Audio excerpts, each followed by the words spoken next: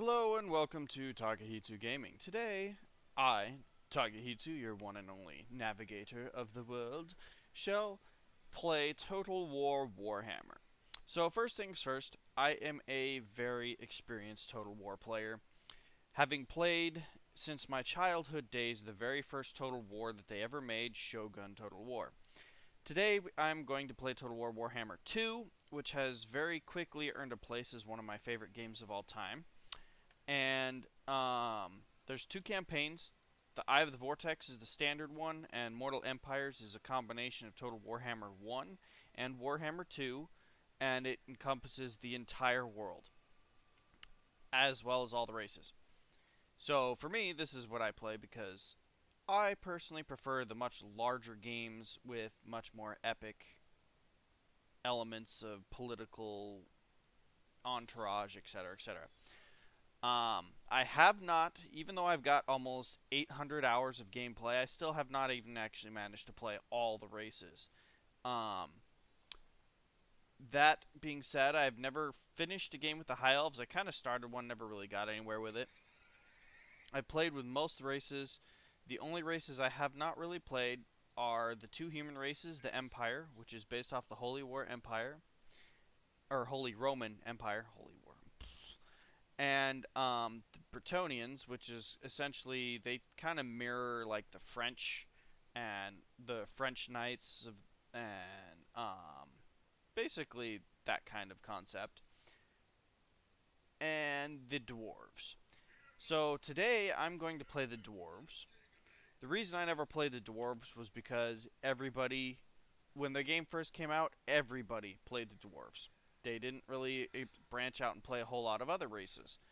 I've always been a huge fan of Dwarves, but to this day, my favorite race in the game is the Greenskins, or Orcs. So I'm going to start with Clan Angrund, because their story is a little bit different, and I'm not familiar with it. And, let's get underway, shall we? So the load screens in this game can be quite painful. This will hopefully be the only loading screen that I actually put you guys through, and that's more because I'm going to explain a little bit more. So the Total War series, having been out forever, primarily focuses on two different screen types. There's the map, and there is the combat field. It is basically, the entire game is a giant game of Risk. Your goal is to take over a certain amount of the world, and or accomplish certain goals, having those goals being occupying certain cities, making sure the nomadic groups aren't as powerful at the point, and just different things. Total War mostly focuses on historical empires, and then you fictionally rewrite history based on which empire you play and how well you do, or how terribly you get destroyed. The Warhammer series went into the Warhammer universe and added fantasy, magic, all kinds of things that don't exist in the other Total War games. So, and by the way, with this picture, I've noticed something very epic. This dwarf actually has armor plating for his beard. I'm sorry, but that is absolutely epic, and it's a very dwarven-like thing to do. Okay, so it has a little information here. Beligor Ironhammer is a king in exile. Thrice before he's attempted to retake Karak, 8 Peaks must be their capital, but has been thwarted. His last expedition failing due to the machinations of a particularly cunning night goblin warlord. But now, after decades of preparation, he is ready to try once more. A call to clan has set the throngs of Clan Angrund to gather at the loyal hold of Karak-Izor, ready for battle. Alright, so apparently this dwarf is been kicked out of their home, and their overall mission is to retake it. Okay, so apparently the audio didn't record properly, so I'm going to read it for you. Clan Angrund is adrift, my lord Beligor, yet hope remains. The dwarf lords of Karak-Izor have sponsored your quest to retake your ancestral home. A chance yet lingers.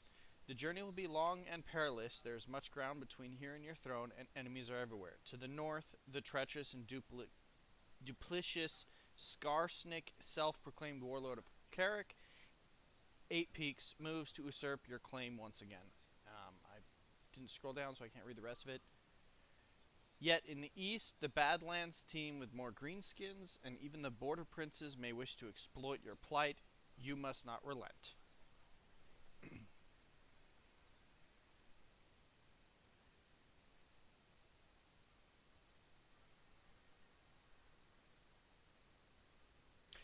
Through your rage and determination, the fortress of Carrick 8 Peaks shall be returned to dwarf rule once again, with you, Beligor Ironhammer, as its rightful king.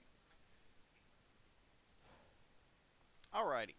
So this guy in the upper left, he gives you advice. He's kind of your basic tutorial kind of guy, but he also gives you story. So he's the overall, I guess you could say, where I am narrating for all of you, he is narrating for the game specifically. So this is going to give you information right here on specifically Clan Angrund. So, okay, so until I take over the capital, Carrick 8 Peaks, our upkeep for everything that we have is increased by 50%. That's going to hurt our coffers a lot. That's going to prevent us from making a lot of massive armies early in the game and kind of hinder us until we take Carrick 8 Peaks by a lot. So that's actually kind of painful. We start with a ton of ancestral heroes. They look like ghosts, so I haven't seen any of the dwarves ever have ghosts before, so that's kind of cool. That means they're completely unique to Clan Angrund. And then what just happened was I clicked that off, and what came up was this. This is your first chapter objective. So the game kind of helps you by giving you little chapteral objectives, and in the lower right screen here, when you click on objectives, it'll show you the main objectives of the game, and you can click over here and look at chapter objectives. So this one is to occupy, loot, raise, or sack 3 settlements. And then you have a whole bunch of side objectives. These side objectives give you bonus reward when you accomplish this main one. So researching 4 technologies, complete 3 grudges, ensure that the following building is constructed, mustering hall, recruit a thane, and have an income of 2,500. So some of these are going to be extremely difficult to do, and some of them are going to be easy to do. I'm not going to worry too much about them. They help, but they're really not the main focus. So, a little information. So up here you have your menu, and this is chatting for multiplayer. You can turn the advisor guy back on or off. There's like a in-game Wikipedia. You can look at different spells, and you can change your camera settings. This is mostly more of like overview settings. It's not a big part of the actual game itself. In the middle here, you have your current treasury, your income. That will look basically the same for every race, regardless of which one you play. Everything else, however, is different and unique to the specific race. So for dwarves, it looks like the amount of grudges they have gives them negative effects. However, accomplishing grudges is like the same as accomplishing a quest, and it gives you bonuses. I can only assume, based on just glancing at this information, that Oath Gold is used for crafting weapons for your Lord and your heroes. I'll get into Lord and heroes in a minute. This little icon just tells you what their current standing is. When you have effects happen, random effects happen in the game a lot, and they will change certain stats like the morale of your troops and stuff like that. That'll all be listed up here in these little icons. And then this is just telling me if I have our capital or not. And obviously we don't, so we are penalized from it. So, over here. Okay, let's look at the map. So, our city is Karakizor. It's a level 2. As you get more population, you can upgrade it all the way up to level 5 because it's a capital for a region. Okay, so the region is the vaults. These 2 cities, which are the smaller cities, are controlled by this broken nose green skin group. If we take the entire region, we get bonuses for it.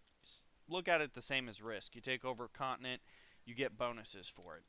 Although the bonuses in this game are nowhere near as massive as controlling a region in Risk, but the map, as I scroll all the way out, is absolutely massive. There's something like 200 and something regions in the game, so it is absolutely massive. Each region has anywhere from, I believe there's only one or two regions that have one city, but the vast majority of them are about 3 cities or 4 cities. So it's a very massive scale game. Which for me is all the better. That just means far more entertainment in the long run. So what you got here is it's got a little glowing hammer, which means that there's construction or something that can be done with it. This can be upgraded to level 3. When I take over these, I'm going to actually move this building to one of these places because it's only a level 3 building. Me personally, I don't like to have buildings that are level 3 or below in the main capital for the except for landmarks, and the only reason for that being is there are a lot of higher tier buildings, and you cannot build the 4 or 5 tier buildings in these small ones. You can only build them in the capitals, which means that if you don't get those big buildings in your capital, you're kind of limiting yourself. You get the small ones, you cut yourself off. In this case, we have a landmark building. Landmark buildings, which is this little monument looking icon, is a very special building to that city specifically. Some of the landmarks, multiple races can have, and some of them only one race can have. I have no idea if that's the case for this one, but this has the Copper Mountain. Just looking at that, it increases your income by 500, growth by 30, recruit rank from minor units, global recruitment and local recruitment capacity +1, and it provides you extra garrison. That is a massive building. That's awesome. I'm going to definitely build that. And for now, I'm going to go ahead and upgrade this to level 2. And the reason for that, yeah, I said I don't like them in these cities, but right now I only have one city, and that's your basic recruiting building. So, I'm going to leave it until I take one of these. Over here, this button shows you your garrison. So this is the army actually in the city. They're your militia. This one shows you all the buildings that can be built in this city. This one right here is to recruit a new lord. Lords are what provide your armies. So basically this big flag here with this guy, this is my leader. He is my lord. He is the lord of my army. And all the other guys are heroes, which we don't have the buildings to produce heroes. Right now, I can't afford having another army, so I'm only going to have the one. Another thing I like to do, everybody has a completely different method for how to do this, but I like to put one hero of each type for the race. Some races only have one hero type, or actually no, I think it's 2 is the minimum now. And some races have up to like 4 or 5 different variations of heroes or types. And I believe the one race that I have the most hero types with is I'll have 4 heroes in each army with the Lord. And that's almost overdoing it. I try to keep between 2 or 3. So let's see here. We have a Thane. If you just hold your mouse over it, it gives you a little bit of information. So he's a melee champion, so he's going to run in and bash things. I have a master engineer. Okay, so he's like a ranged champion. He probably has a bunch of stuff like traps and tools and things like that. You would expect out of an engineer in pretty much any situation. I'm gonna go ahead and add him to the army. I have a runesmith. So runesmiths must be like a dwarven type of magic. I'm gonna stick him in the army. And then over here I have another Thane. So looking at the 2 Thanes and the leader, so Belagor Ironhammer is the leader and the of Clan Angrund. So this guy's related to him somehow, probably just because their last name's Ironhammer, or the same clan Ironhammer. I'm not really sure. It's not gone into details. I'm gonna stick him there. I'm gonna take the other Thane, and he's gonna go exploring a little bit. Um, just moving him around, he can scout, kind of gather me some information about my surroundings. So my first goal, I'm kind of curious as to what this guy's going to do. I might have to go kill him really early. As you see, the cross swords means we're at war. So the dwarves and the orcs are almost always at war with each other. They're mortal enemies. Um, let's see here. So we're gonna explore over here, see what Karg Bufdar's got. They've got an army. They've got a garrison. Huh. And over here we have the wood elves. Now the wood elves, they usually get. They're an awkward race. They both get along and they don't get along with the dwarves. Part of that's because they don't like people going into their territory, but the dwarves don't really threaten them either. So I'm actually going to go into diplomacy here. He's going to tell you, be careful what you do with diplomacy because it changes things. Obviously, yeah, that's kind of self-explanatory. There's two groups of wood elves here. I'm not worried about Weirdrioth. I could care less about them. But Orion, or the wood elves here, this is their one of the two main races for them. I'm going to go ahead and start being friendly with him. Going to try and make a non-aggression pact. Okay, he accepted. That's good. That means he's not going to attack me at least. Later on, that'll probably turn into trading and all kinds of good stuff. For the main army, I'm going to go ahead and move him into Karakazor. So he's defending the city at the moment. And recruit 3 dwarf warriors. So the two things here, this is localized and this is global recruitment. Global recruitment takes an extra turn to recruit, and it costs double the actual cost. But it is a secondary recruitment. It's also available if you go into like a different person's territory and you set your army to encamp mode. There are different movement abilities, and I will go into that later. The next thing you normally worry about in your first turn, I mean, you come up with your game plan on how you're going to attack this. I need to build up a little bit because I can't just go and overpower this group. I could kill him, but I won't make it there in one turn. I'd probably move to about there, and then he'll either run away or attack me. It's moot to the point. Alright. We have research, okay. The dwarves, wow. Okay, the dwarves have a massive research tree. Each race has a completely different research tree. Some of them are very small. I think the smallest one I know of is probably the Skaven. Last time I played them, long time ago, so they may have changed it by now. The Skaven are the Ratmen. They're actually pretty fun to play. I'll put it this way: for about a month, I went around talking like Skaven. Let's see here. Income from settlement buildings, that increases my income. Public order, that makes my areas happier. That's actually a pretty good one too. And these two reduce the cost, the initial recruitment cost, but they don't reduce the upkeep for different troop types. I'm going to go ahead and go with income from settlement buildings. My income is struggling right now, so I definitely want to increase that, period. And that pretty much does it for the first turn. For racial special stuff, so here's the Great Book of Grudges, completely empty right now. The dwarves record everything that's done against them, and it has to be paid back, or it starts negatively affecting them. That's what this bar is too.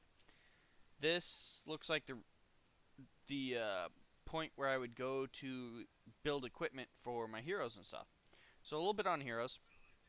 Alright, when you have them, you click on them, you click this little icon here, you can see information about them. They have, each one has a different types of armor, or different things. Like, he can only have armor, weapon, talisman, enchanted item. Some of them will have magic items, some of them will have special things. Like, there's a total of 6 slots here, but not everybody has all those available. Then these, when you'll eventually get them, like, oh, look, I actually have a few already. So, you have people that follow you, they're like, the advisors, I guess, would be said. Or you have banners. Banners, you stick it on a troop in battle and it gives that troop a certain bonus.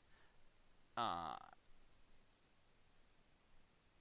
I guess the dwarves also have runes. I've never really, like I said, I've never played with the dwarves, so I'm not really sure how that all works. Then over here they have skills. So the skills, heroes level up, inevitably. That's what happens. In the beginning, they're pretty weak. Their low level ones are pretty easy to kill. By the end of the game, after they've got all these bonuses, they're monsters. I've seen some actually go one on one with a dragon and win before. So late game, they are absolutely massive monsters. Early game, they're just a slightly stronger unit than the normal ones. So they can be destroyed, and that's often an easier way to make your enemy run away. So I'm going to end my turn here, and then it's going to go through all the NPCs, and you're going to see them move around. If you have vision, you'll see what they can do. So that he's sending a guy over here, probably to scout. Looks like he doesn't like the dwarves, or I mean not the dwarves, but these greenskins over here, the Broken Nose clan. Looks like a lightning bolt, but I think it's supposed to be like a goblin's nose that's broken.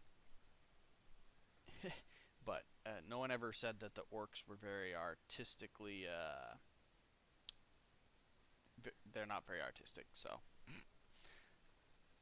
And then. Okay, so he left. He straight up went up over here and left. I don't have to worry about him for now. He might come back, but I have no idea.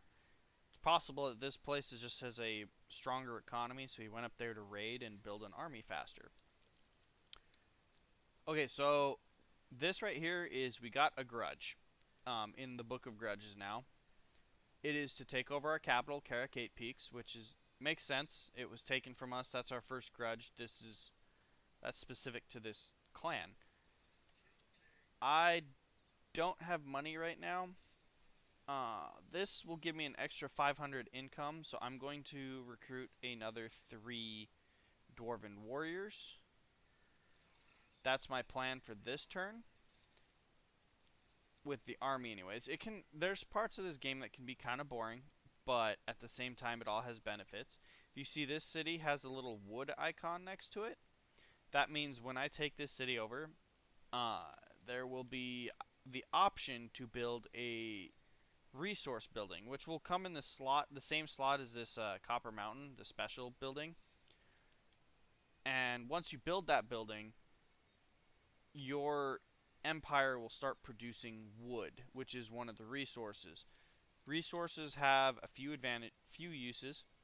If I trade with the Wood Elves, for example, I export wood, and that means that I get more money. Each resource I have, I get more money from for trading, which is always a big deal. The other thing is, like for crafting, for example, the different things you can craft require different resources. And when it's a red X, you can't craft it. When it's not a red X, you can craft it. Pretty self-explanatory, if you ask me.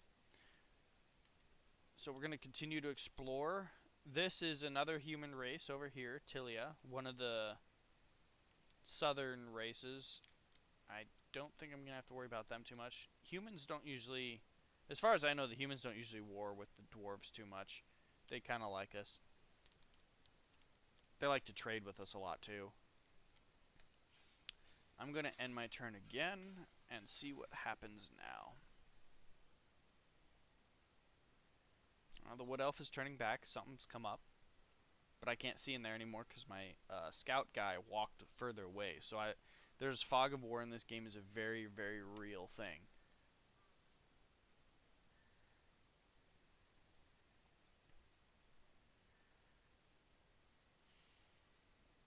These guys are doing something. Look, the Broken Nose guy made a second army, so he's actually got 2 armies. That won't really be an issue for me right now because I have 1 army, and that 1 army is very powerful. This army right here, you see the red bar here? The red is how many troops they have out of max troops. So their army is small. They got, a couple troops here and there. But when you compare it to mine, which has a lot of troops, there's a significant difference.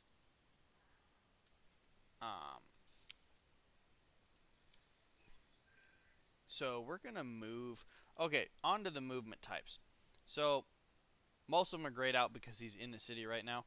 You have March. March makes them move extra far. That's what this dotted line is. And they take all kinds of penalties. You're forcing your troops to move as fast as they can to get to a certain location as fast as you possibly can. It's going to give you a lot of negatives. If you you can't attack somebody from March, but enemies can attack you, and your troops will automatically be tired, worn out, etc., etc. Then you have the stance ambush. If you're not in a city, you'll, like over here, you go into ambush, your army becomes invisible. There's a chance that they get found, but if they don't get found and an enemy army comes walking in, you will ambush that army, which gives you bonuses and them negative bonuses. The biggest one being they can't even organize their troops for the battle, but you do. Raiding, if you move into an enemy territory and you raid, it causes a little bit of debuffs, like your troops are not, they're a little bit tired, they're not overly tired. It takes income from the region you're raiding and gives it to you. The next thing is encampment, which I kind of told you about before. You know, you build a temporary encampment and you get bonuses. You can't move, but you can recruit troops. The next one is underway. Now this is specifically unique to dwarves, orcs, and Skaven, and they basically move in the underworld. If any of you have ever read the books by R.A. Salvatore or any of those other lores, there's a huge underworld or cavernous world. So they basically move through the underworld in tunnels. You also cannot attack from this position, but you can get attacked when you're moving the underway. And if you do, then you get a battle inside these caves, and it's pretty epic. We did not get attacked. So every time you move through the underway, there's a chance that a nearby army, like either anywhere along the path, can intercept you. And that's how you get battles there. Or like right now he's in the underway, so this guy can actually come out and attack me.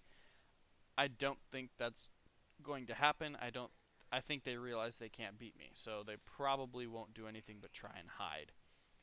I'm going to continue exploring with this guy. And end my turn yet again.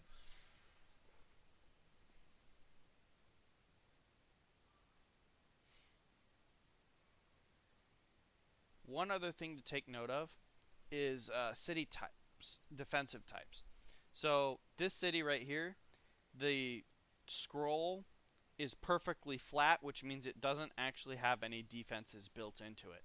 If it has like the castle wall looking top to it, that means it literally has castle walls and defenses that you have to siege the place for before you can just walk in and attack it. And it makes the process of taking that city over significantly more taxing. It takes longer. Alrighty. So information on my city, for example, this region is losing public order. If that gets to negative 100, there will be a rebellion. A rebellion army will spawn, and I will have to deal with it. Or it'll take and destroy one of my cities, or take them over. It has multiple different scenarios. But for now, so this battle is basically, there's a little balance of power here. The yellow is me, the red is the enemy. The hatch mark means that area is gray area. Basically, if I clicked auto battle, auto resolve, I would win this. 99 times I click it. If I click, I can fight the battle manually, which I will do so that you all can see what it's all about. There's the breaking siege, which means my army will back up and not fight the battle. And basically something you do if you're not ready to fight that kind of battle. And encircle, which means I surround it. They're cut off from supplies. The city stops making money. The troops will eventually start starving once they run out of their stockpiled resources. However, we're going to fight this manually. Normally for battles that are that scaled in against the enemy, I just auto-resolve because it saves time, to be completely honest. And it's a lot easier. If the battles are really big, I'll go ahead and fight them anyways because they're just so entertaining.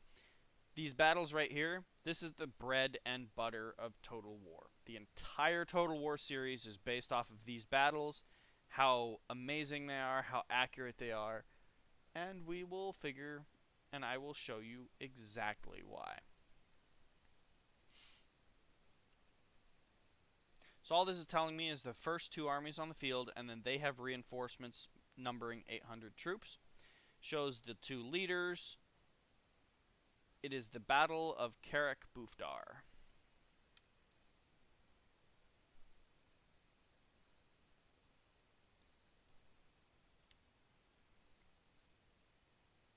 And we're loading. Alrighty. So here we are. This is the battlegrounds for Carrick Bufdar.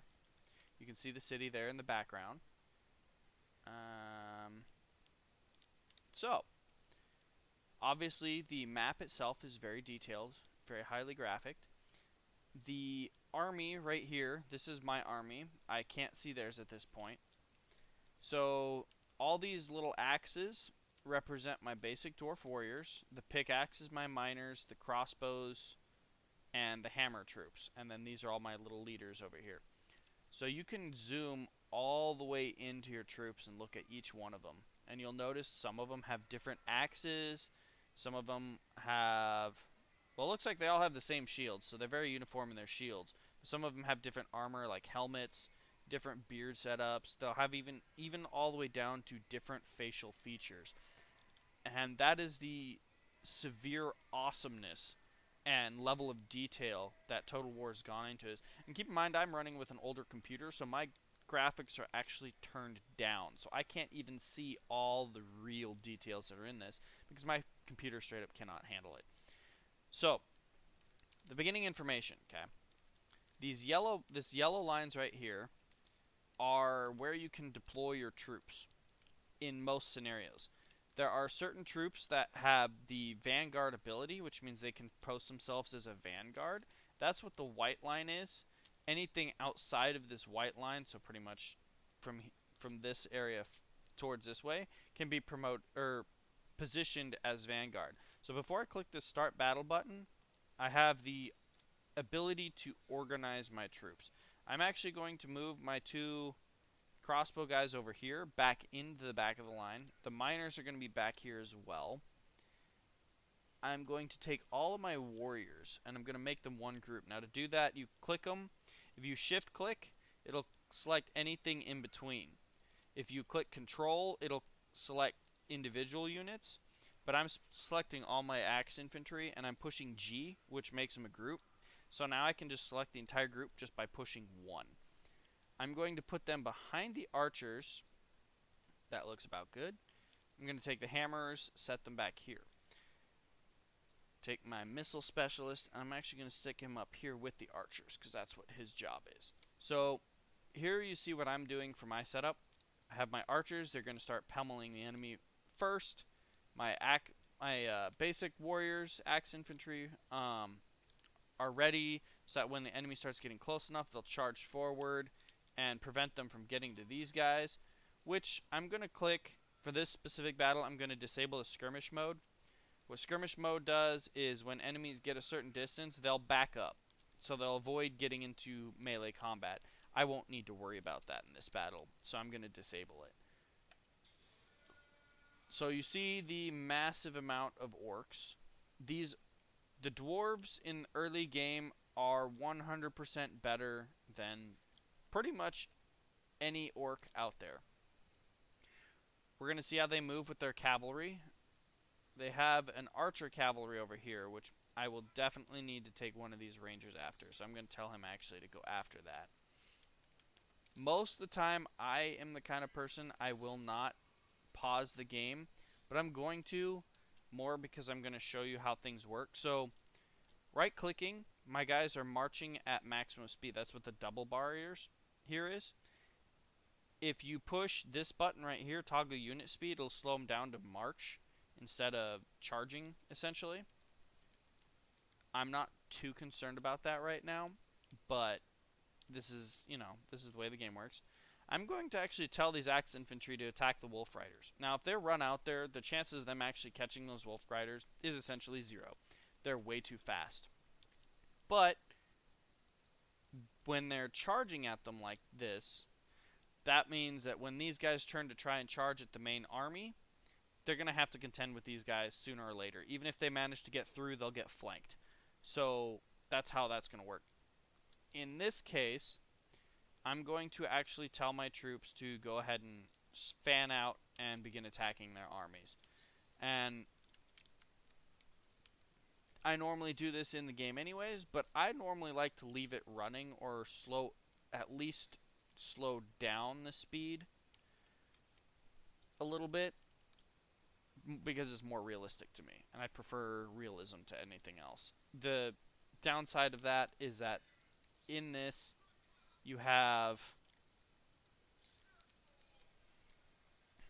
obviously you're controlling your armies as though you're a god, and so the realism is minimalized in that aspect anyways.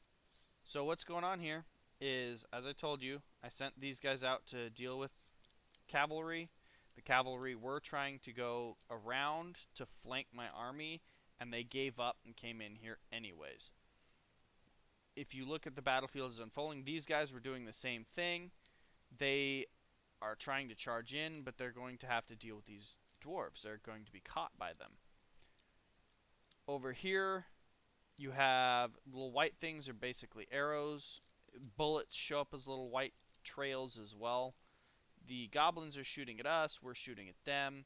This guy's shooting at their leader. I'm going to take my leader and my heroes. I'm actually going to have them straight up charge him. We kill him. The morale for the entire enemy army drops very heavily. And we have some troops standing here in backup, ready to go where needed. I'm actually going to move them forward a little bit here. Not sure where they're going to be needed yet. And we have the action beginning. And you can zoom all the way in here. You can see the blood, the gore, the entire battle in all of its vicious brutality. Something happened here, some sort of spell.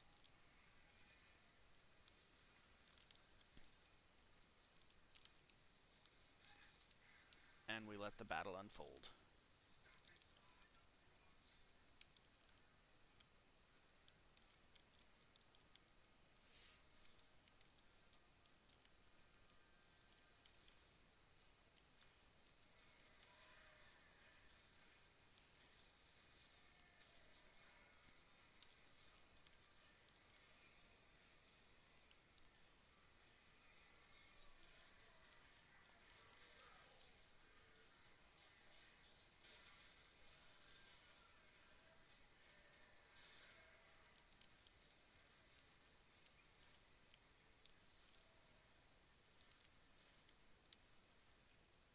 Sorry if I'm dropping off on the commentary a little bit. It speaks for itself. It's very entertaining to watch. Looks like I'm going to need to send my miners over here because these guys are about to get smashed into a sandwich by wolf riders. The wolf riders are really weak though. Really their only strength is their charge. When it comes to actual fighting, they can't stay in a solid fight for prolonged periods of time. Since they play with this attack and rebound, I'm going to actually pull my troops back so they're not constantly charging after them. This side, the wolf riders have been fighting for a long time. As you can see by their health, they're definitely losing. They're getting ready to break. They're being massacred. As I said, it's not their strong point to sit there like that. Why are you up here in melee?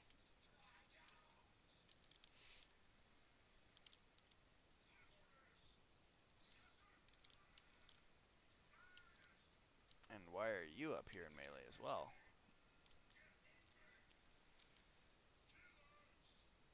All four of my leaders. Where's their leader? He's over here. He ran away and came back. We're going to go kill him. So if you notice with these leaders, they have like a big blue circle around them. Each one of the leaders gives a morale bonus in that area. So the morale is this white bar, or leadership. If that drops, your troops run away from battle. Like you see this guy is running away from battle. He's white and broken. We're breaking their army. Uh, reality speaking here, armies weren't about we fight till everyone is completely wiped out. You fight until the armies are broken. Yes, lots of people die, but once they break and run away, essentially it's down to the options of try and chase them and mop them all up or let them get away. In this case, they'd run away to a city which we're attacking, so they don't get away. They will be destroyed, period. Alright. Decisive victory. We gain loot, you gain money from that. Then I have the options to sack it, which means I don't take it, I just destroy the buildings inside of it, run away, take all the money. I can raise it, burn it to the ground, take some money, it's not as much. Looting and occupying means we basically destroy it a little bit, then we take the city. Or we can just occupy it. Just occupying it gives you the least negatives for the city's happiness and the happiness of the entire region. And right now it's too early for me to worry about sacking, so I'm just going to occupy it. And so here you have Karak Bufdar. If you see over here, they have this weird building that looks like little barrels. That's your resource building. So next turn I will have, I'm pretty sure I'll have 800 gold. So I'll be able to make the basic level one of these, which is good. And that's going to be the first thing I do because it will increase my income probably more than any other building. For the moment, the army is going to stay in Bufdar and heal. We have our scout has not moved. I'm going to move him over here. Just kind of see what's going on around our region. Get some eyes and information out there. There's a new research available. We finished our Kazakh sub-cities. I'm going to go ahead and do the Dwarven treasuries because that increases the income again. I have skill points. So Belgor Ironhammer has leveled up. He has, starting off, 3 trees to choose from. Yellow represents himself. So the yellow means the more yellow they have, that means the stronger he is. Red means all these bonuses that he gives to his army and to anybody inside that blue circle that I showed you. Route Marcher and the blue here, this teal color, this is outside of the battle. So, in other words, you know, the world map, Route Marcher, the army can move further. And then all these, some of them will give you income boosts, some of them will give you all kinds of different things. I will get, me personally, I like to get at least the basic one for all 3 of these before I really move on. I'm going to get the red one first because the leadership aura effect is always good to have. It helps your army early game significantly, and underestimating that is a very poor move. So this has been episode 1 for Total War Warhammer. I'm sorry that I haven't been as entertaining as I am in many of my other videos. There's just so much to this game that explaining it all is a big part of the day. If you liked the video, please give me a thumbs up. If you want to see more, please subscribe because there will most definitely be more since this is one of my favorite games of all history. This is Takehitsu from Takehitsu Gaming. It has been nice seeing you all today. Have a good evening.